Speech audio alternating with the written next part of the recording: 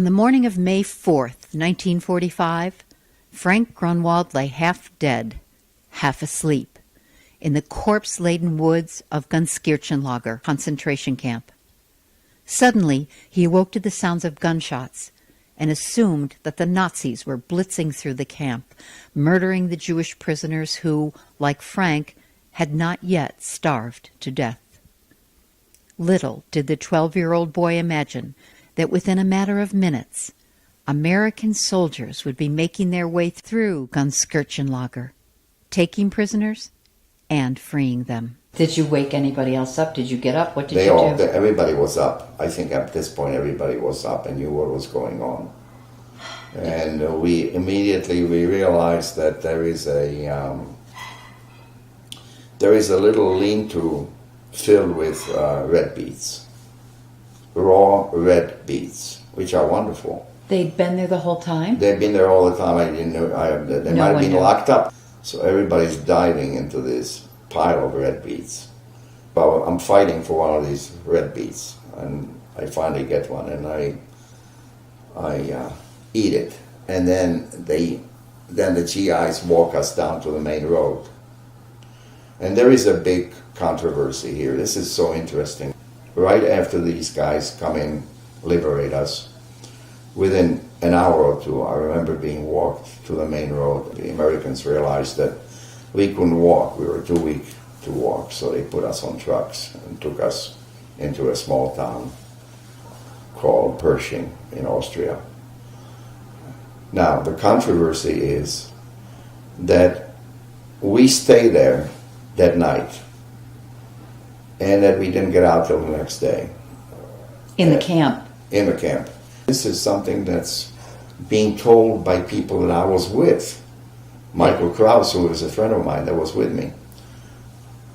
It's incomprehensible to me because I remember clearly not staying there overnight and being let out the same day.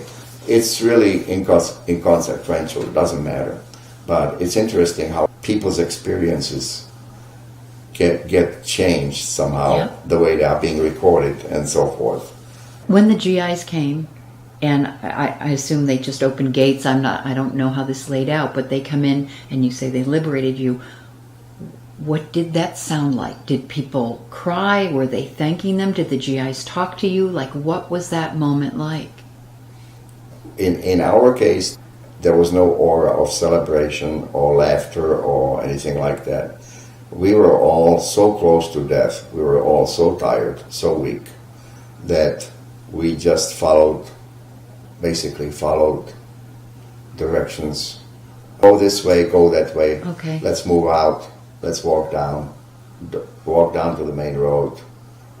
That's where I was really so impressed when I walked down to the main road, when I saw the 71st Division, because we stood there in awe for maybe a good 15, 20 minutes, half an hour, and we saw nothing but heavy trucks and tanks and heavy armor, heavy guns going by.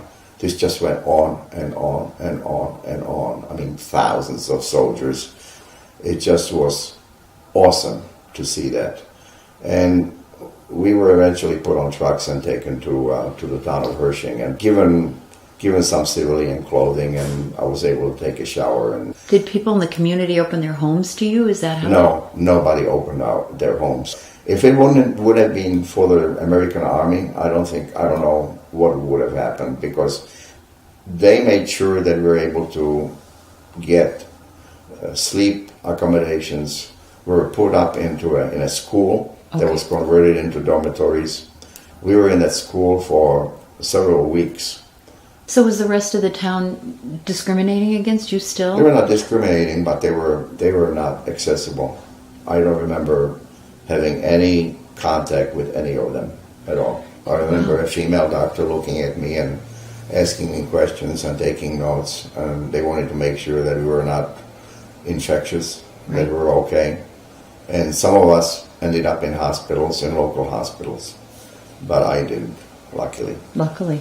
And then they put us on a American Army kitchen diet.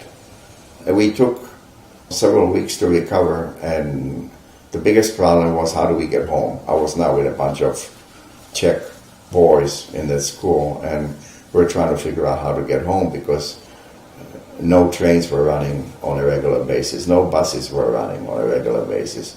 This is like 2 weeks after the end of the war, and everything is screwed up. So the Americans took responsibility for feeding you and clothing you and making sure you had someplace safe to sleep and start to build your strength up, but they didn't help, or they weren't responsible for helping you return to wherever you needed to go to. Correct. 2 or 3 of the boys decide that they're going to jump a train and somehow go to Prague. I still remember we tried to talk them out of it. Why? We said, well, you guys might end up somewhere in Poland. How do you know where you're going to end up on this train? Well, they did jump. They decided to do it. They did jump a train. They did end up in Prague.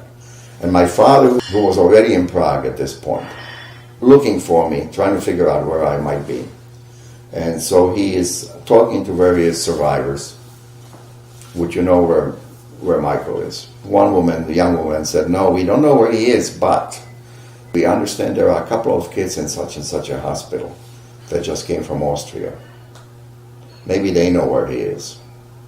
After he worked for the American Army Armed Forces for 3 weeks as a physician, because he spoke perfect German. They gave him a car with a big sign on the side of the car, property of American Armed Forces Europe, and they gave him the papers to the car. Wow. So he drives to the hospital, and sure enough, 2 of those boys are the boys that jumped the train. And they said to him, they said exactly where I was, in this public school right next to the Hershing airport. He drives to Hershing with his friend, a Czech policeman, Burda. And Burda and my dad drive to Hershing. They walk up to the steps of the school. They walk up to the 2nd floor of the school where we were. And he whistles because we had a signal, family signal, and he goes like that. And I hear that whistle, I hear that signal, and I knew right away that's my dad. And of course I look up and I... Did you think you were dreaming? No, I was up, I was dressed, I was walking around the classroom, where the bunk beds were, and I knew right away that's him. And I look up and sure enough he's walking in with Burda. So we were reunited, and then we drove to Prague from there. Now can you find your apartment where you lived? Well, we had to get, whoever was living in the apartment, we had to get them out, so that took a while. We stayed with our housekeeper on the outskirts of Prague for about 6 or 7 months. And we eventually got into the apartment and didn't get any of our furniture or anything back. Piano was gone, everything was gone, basically. And I don't even know how we got some furniture for the apartment. But my dad eventually resumed his medical practice following year, which will be 1946. And what happens to you? Are there even schools to start back at? Well, I got the summer off, and I started junior high school in September. So basically I went from 2nd grade to junior high school. But the learning curve, I mean, how do you even start? Well, you struggle. You struggle, and you feel like everything is just ridiculous. Like nothing is meaningful in school. After you go through that experience, through that war experience, you feel like most of the subjects are frivolous. They don't mean anything.